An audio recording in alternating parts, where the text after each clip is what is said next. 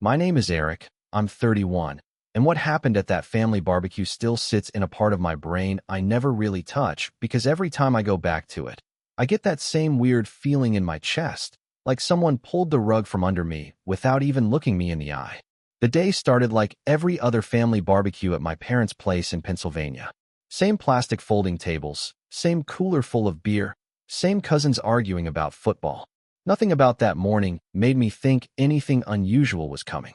I pulled up around noon, parked behind my uncle's truck, and walked into the backyard expecting the usual small talk about work and life. I was already tired from the week, but I showed up because my mom had insisted it had been too long since I saw everyone. I grabbed a plate, started piling on ribs, and honestly, I was just zoning out in that comfortable family noise. And then my uncle, my mom's older brother, looked at me like he had waited specifically for the moment I sat down.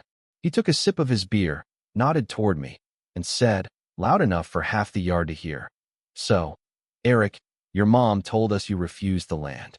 The whole table went quiet, and I just stared back at him thinking he must have mixed me up with someone else, because I had no idea what he was talking about.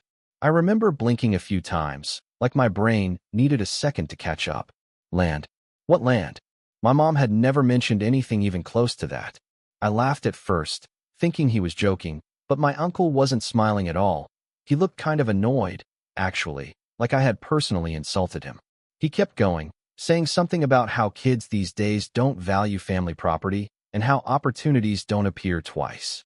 And the whole time I'm sitting there trying to figure out if I missed a conversation, if maybe my mom had brought it up casually and I somehow forgot.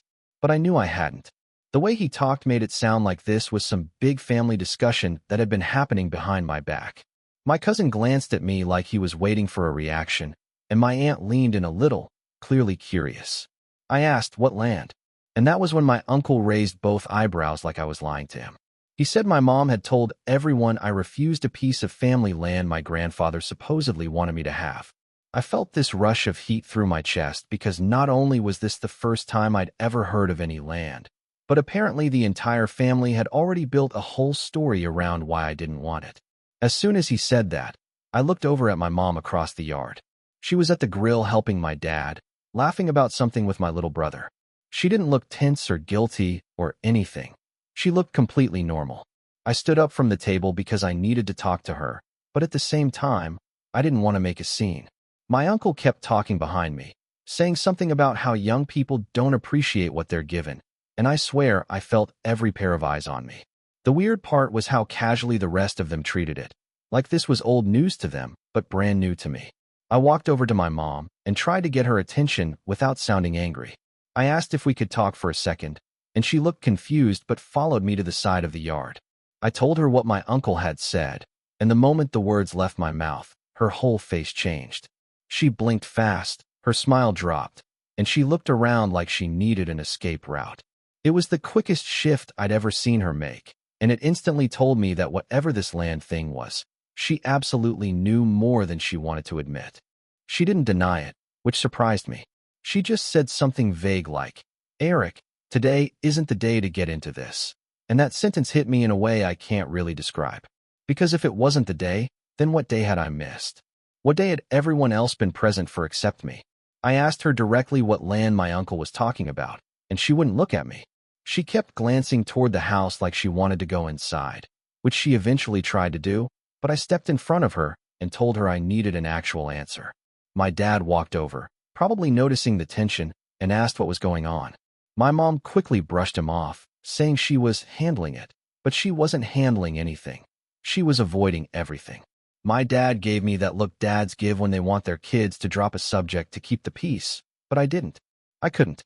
Something about the whole situation felt too off, like I had been deliberately kept out of something important.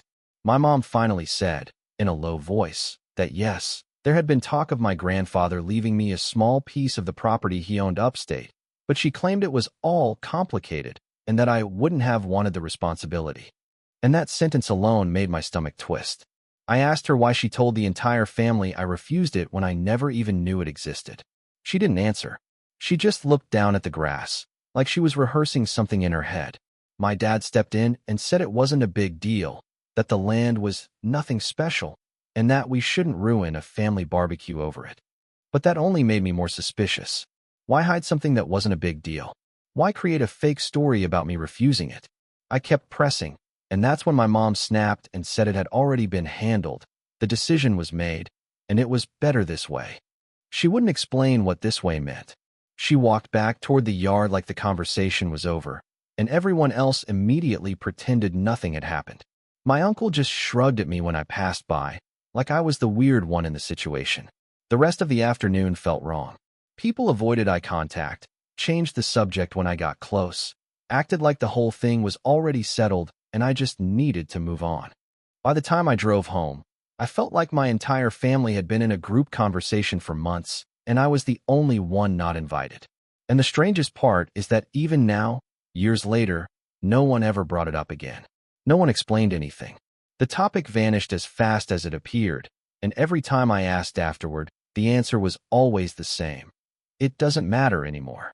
And that's exactly why it still bothers me. The drive home that night felt heavier than it should have. It was only about 40 minutes, a route I'd taken 100 times before, but I kept replaying every detail from the barbecue like I was trying to catch something small I'd missed. I kept thinking about the way my mom's voice changed when I confronted her, how her shoulders pulled in slightly, like she was protecting something. And then there was my dad, who normally can't stand secrets or surprises, suddenly acting like this was all routine. I pulled into my apartment parking lot and sat in the car for a while, engine still running, just staring at the steering wheel.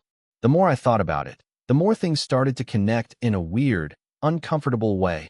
Little comments I'd overheard over the years, times when someone mentioned my grandfather's property, and conversations suddenly stopped when I walked into the room. It wasn't paranoia, it was the kind of pattern you only see once you've been smacked in the face with the truth. That night, I barely slept. Every time I closed my eyes, I saw my uncle's face when he said I'd refused the land, like he genuinely believed it. A few days later, I called my grandmother, thinking maybe she'd tell me something straight. She's always been the type who doesn't sugarcoat things. When I asked her about the land, there was a long silence on the phone, long enough for me to think the call had dropped. When she finally spoke, she asked who told me. I told her, and she sighed in this exhausted way that made me feel like I'd opened a box that was never meant for me. She didn't deny anything. She didn't explain either. She just said, "Eric, some things get handled before they become problems." That sentence didn't make anything clearer, but it confirmed something. Whatever happened, it wasn't an accident or misunderstanding. It was intentional. It made me wonder what exactly they thought would become a problem. Me owning land, me being involved in decisions, or maybe someone else in the family wanted it, and the easiest way to bypass me was to pretend I'd turned it down. I hung up feeling worse than before. It's one thing to suspect you're being left out. It's another to hear it from someone who rarely hides the truth. The weeks after that were uncomfortable. My mom kept acting like nothing had happened, calling me about random errands, offering leftover food, sending me photos of the dog, like she was trying to keep things normal without actually addressing what happened. My dad avoided the subject entirely. Whenever I tried to bring it up, he'd suddenly remember something he had to do or change the subject to work or weather. My younger brother acted clueless, which honestly I believe he was, because he's never involved in anything serious in the family. But the rest of them, my aunt, my uncle, my cousins, they all stayed weirdly distant. I wasn't angry at them exactly, just unsettled. Because to them, this wasn't new information. They had lived with this version of the story where I supposedly refused land and made my own life harder by choice.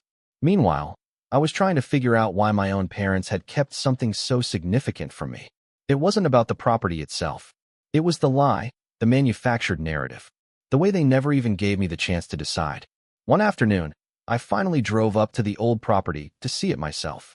I knew roughly where it was. My grandfather used to take us fishing nearby when I was a kid. I hadn't been there in years. When I pulled up, I saw a no trespassing sign and a new chain on the gate. The land looked different, cleaner, like someone had taken care of it recently. There was a small shed that hadn't been there before. I didn't go in, obviously, but just standing there gave me this strange mix of familiarity and distance. It felt like something that should have been part of my life, but had been quietly rearranged to fit someone else's plans. I stood there a long time, watching the trees move in the wind, trying to picture what exactly had been decided for me. I called my mom while I was parked near the gate, but she didn't pick up. She texted an hour later saying she'd talk later, but she never did. After that day, I kind of gave up on pushing. Every attempt led to dead ends, half answers, or awkward silences. And then, just like that, the topic disappeared. Completely. No one brought it up again. Not at holidays, not in passing conversations, not even in moments when family topics came up naturally. It was like they collectively decided the subject was off limits. And honestly, that made it weirder. You'd think if it really wasn't a big deal, someone would have clarified or joked about it, or at least acknowledged the misunderstanding. But the silence was too clean, too coordinated. After a while, I stopped asking because I realized no answer they gave me would feel real.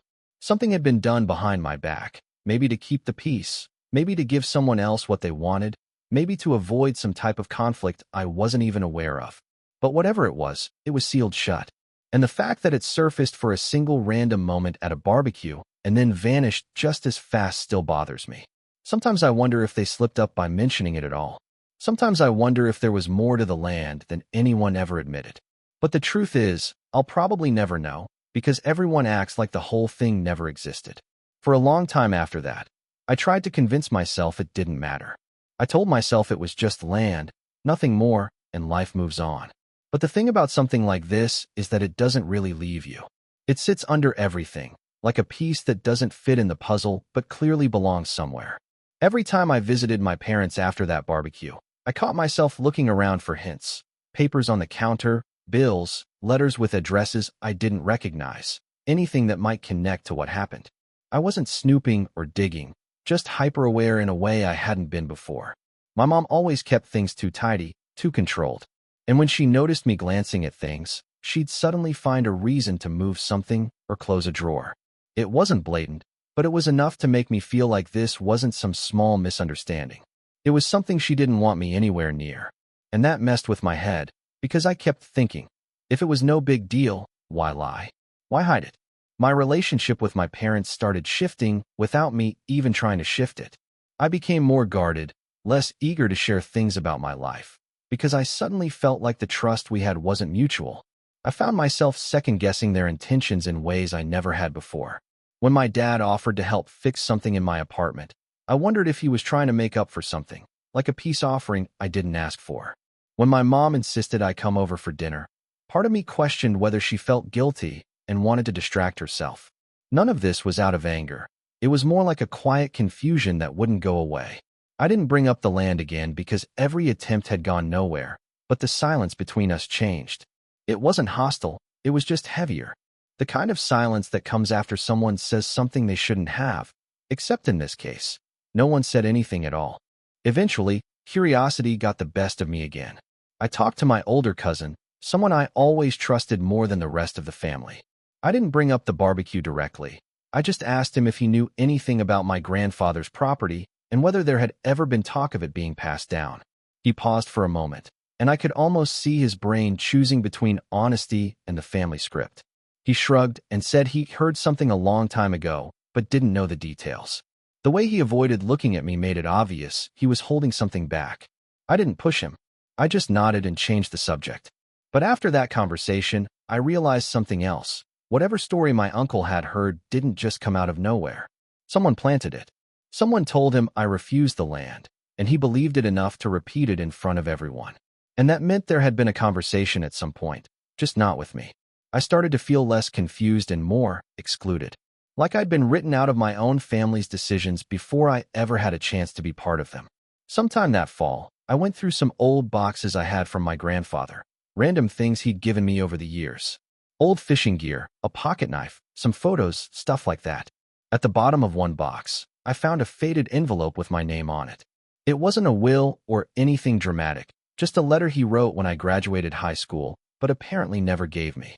It talked about keeping the land in the family, and how he hoped I'd grow into someone who understood the value of roots. It wasn't specific, but reading it after everything that happened made my stomach turn. It suddenly felt like this land wasn't something random. It was something he cared about. Something he intended for me, specifically. And that realization hit harder than anything my family had said or avoided. Whatever they'd done, they hadn't just changed a decision. They'd gone against something he clearly wanted. I didn't show the letter to my parents.